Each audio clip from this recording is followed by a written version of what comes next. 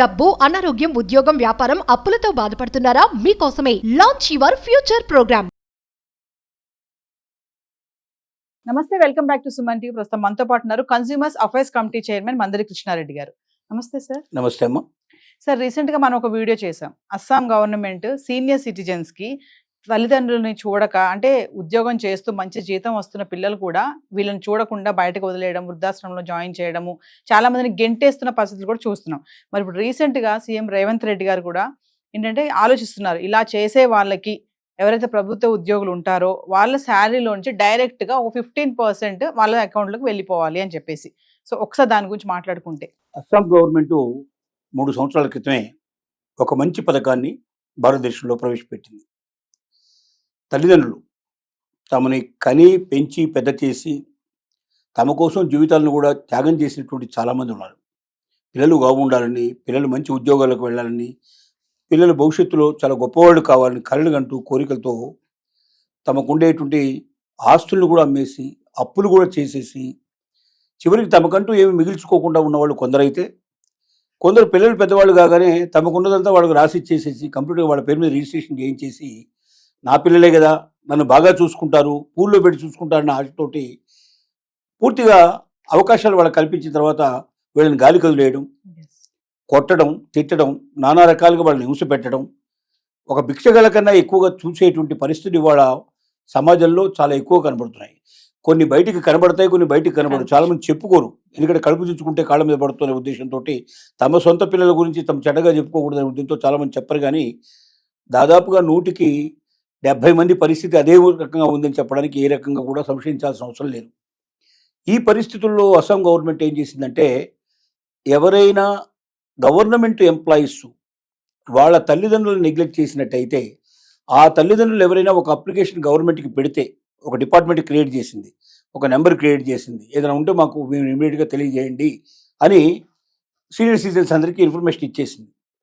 అలా ఎవరైనా అప్లికేషన్ పెడితే, తల్లి కానీ తండ్రి కానీ లేక ఇద్దరు కానీ అప్లికేషన్ పెడితే, దాన్ని బట్టి అతను కొంత జీతం వస్తోంది. ఈ తల్లిదండ్రులకి ఒక పరిస్థితి ఏమిటి, వాళ్ళకి ఆరోగ్య పరిస్థితులు బాగాలేవా, ఓన్లీ ఆహారం మాత్రమే ప్రాబ్లమా, మినిమం ఖర్చులు వాళ్ళ ప్రాబ్లమా, ఇవన్నిటి దృష్టిలో పెట్టుకుని అప్ టు 15% 15% వరకు మొత్తం దాదాపుగా వాళ్ళ ఉద్యోగాల్లోంచి కోత పెట్టేసి ఆ డబ్బుల్ని వీళ్ళ అకౌంట్లోకి, తల్లిదండ్రుల అకౌంట్లోకి పంపించేటువంటి ఏర్పాటు చేయగా జీవో ఇచ్చేసింది. దాని ఫలితంగా ఇప్పుడు ఏమవుతుందంటే, చాలామంది వదిలేసినటువంటి తల్లిదండ్రులను పట్టుకొచ్చుకుంటున్నారు. ఎందుకంటే 15% ఒకసారి ఎక్కువ అమౌంట్ పోయే అవకాశం ఉంటుంది. మామూలుగా అయితే తల్లిదండ్రులు చూడడానికి పెద్ద ఖర్చు అయ్యేది లేదు. తమ ఇంట్లోనే ఉంచుకుంటే భోజనమే కదా పెట్టేది, పెద్దగా ఎప్పుడో సంవత్సరానికి ఒకసారి కాస్త బట్టలు ఇస్తే సరిపోతుంది. ఆ రకంగా చాలామంది వదిలేసినటువంటి పిల్లలు కూడా మళ్ళీ తల్లిదండ్రులు వెనక్కి తెచ్చుకున్నటువంటి సంఘటన జరిగింది అక్కడ. అలాగే ఒకవేళ ఎవరైనా మొండికేస్తే వాళ్ళ అకౌంట్ నుంచి డబ్బులు వాళ్ళకి ట్రాన్స్ఫర్ అవ్వడం జరిగింది.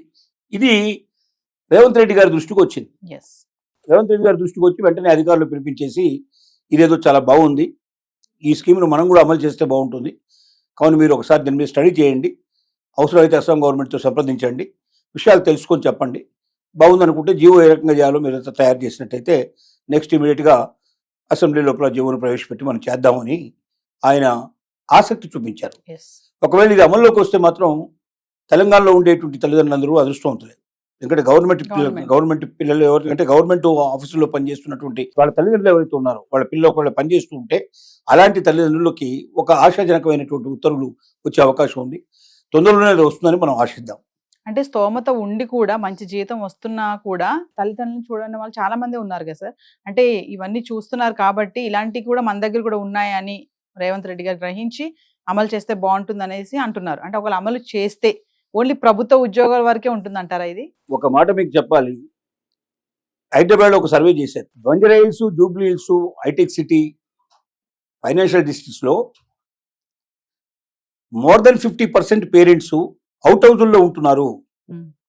అవుట్ హౌజ్ అంటే ఎవరుంటారు, సరిగ్గా సర్వెంట్స్ ఉండేటువంటి దాంట్లో ఉంచేసి వాళ్ళని ఇంట్లో కూడా రానివ్వకుండా, వాళ్ళ పిల్లలు కూడా అక్కడికి వెళ్ళనీయకుండా, ఎవరైనా రిలేటివ్స్ వచ్చినప్పుడు మాత్రం వాళ్ళని బుట్టబొమ్మలాగా అలంకరణ చేసి తీసుకొచ్చి ఇంట్లో పెట్టేసి వాళ్ళు వెళ్ళిపోగానే తీసుకెళ్ళి అక్కడ మళ్ళీ తిరిగి అక్కడ పంపించేటువంటి పద్ధతిలో 50% మందికి పైగా ఉన్నారని ఒక వార్త కొన్నేళ్ల క్రితం వచ్చింది. ఇంకా ఎక్కువ శాతం ఉండొచ్చేమని కూడా వాళ్ళు తెలియజేశారు. అంటే డబ్బున్న వాళ్ళు, ఆర్థికంగా స్తోమత ఉన్న వాళ్ళ ఇళ్లలో కూడా ఇలాంటి పరిస్థితి అయితే ఇక పేదవాళ్ళ ఇళ్లలో, మధ్యతరగతి ఇళ్లలో ఎలా ఉంటుందో మనకు తెలుసు. ఎస్. అంటే భారమై అని కాకుండా పనికిరాని వాళ్ళు, అంటే దానివల్ల వాళ్ళ వల్ల మాకు ఏ ఉపయోగం? పాలిచ్చే గేదెలను ఆవులను కోరుకుంటారు కానీ పాలు మానేసినటువంటివి పనికిరానటువంటి వాటిని దేని కోరుకుంటారంటగా తల్లి తండ్రి ఎంతవరకు సంపాదించారో వాళ్ళ దగ్గర ఆస్తులు ఉండుకొని వీళ్ళకి ఇవ్వకపోతే చచ్చినట్టు వాళ్ళ చుట్టూ తిరిగేవాళ్ళు, లేకపోతే వాళ్ళకి ఏదైనా పెన్షన్ వస్తుందని కూడా వీళ్ళని చక్కగా చూసుకుంటారు. అంటే డబ్బు అవకాశం ఉంది, ఆస్తి అవకాశం ఉంది, వాళ్ళ ద్వారా ఏదైనా మనకు లబ్ధి పొందే అవకాశం ఉందనుకుంటే వాళ్ళని దగ్గర ఉంచుకోవడం, వాళ్ళని చక్కగా చూసుకోవడం, వాళ్ళని బాగా ఏ రకంగా నెత్తిన పెట్టి చూసుకోవడం జరుగుతుంది. అది లేని వాళ్ళ పరిస్థితి చాలా హీనాతీనంగా ఉంది. ఎస్. ఆ పరిస్థితి ఎవరు తెచ్చుకుంటారంటే తల్లిదండ్రులే తెచ్చుకుంటున్నారు. తమ చుట్టూ ఉండే ప్రపంచంలో ఈ సంఘటనలు జరుగుతున్నాయని వాళ్ళకి తెలుసు. వెనకింట్లో, ముందింట్లో, పక్కింట్లో అందరి ఇళ్లలో ఇదే జరుగుతున్నాయని వాళ్ళ కళ్ళతో చూసి కూడా నా పిల్లలు అలా చేయరు, నా పిల్లలు నన్ను చాలా గొప్పగా చూసుకుంటారు, కాబట్టి ముందే వాళ్ళు అడగకుండానే వాళ్ళకి ఆస్తులు రాసిచ్చేయడం, ఎస్. వాళ్ళు అడగకుండానే అప్పులు చేయడం, వాళ్ళు అడగకుండానే వాళ్ళ కోసం చెప్పి ఆస్తులన్నీ అమ్మేయడం, ఇలాంటివన్నీ పనికిమాలిన పనులు చేసుకుంటూ తమ జీవితాన్ని బిచ్చగాళ్ళుగా మార్చుకునే పరిస్థితికి ఎవరు తెచ్చుకుంటున్నారంటే పేరెంట్సే తెచ్చుకుంటున్నారు. భవిష్యత్తులో అందరు పేరెంట్స్ గ్రహించాల్సిన విషయం ఉంది. ఎట్టి పరిస్థితుల్లో ఇలాంటి అవకాశం కల్పించకూడదు. పిల్లలకి ఆస్తిపాస్తులు ఎప్పుడు ఇవ్వాలంటే మనం పోయిన తర్వాత వాళ్ళకి ఆస్తిపాస్తులు చెందాలి తప్ప మనం బతుకున్న రోజుల్లో వాళ్ళకి ఇవ్వాలనేటువంటి పరిస్థితి లేదు. అట్లాంటి చట్టాలు లేదు. కాబట్టి అందరూ జాగ్రత్త పడండి. ఎవరికి ఎలాంటి ఆస్తులు ఇవ్వకండి. ఆ ఆస్తులు ఇచ్చినట్టయితే మీరు చివరికి బిచ్చగాళ్ళుగా మారిపోయే పరిస్థితి ఏర్పడుతుంది. రేవంత్ రెడ్డి గారు తీసుకుంటున్న ఈ ఒక ఆలోచన చాలా మంచి ఆలోచన. ఇది అమలు పరిచినట్టయితే డెఫినెట్గా అందరికీ మేలు జరిగే అవకాశం ఉంది. Thank you.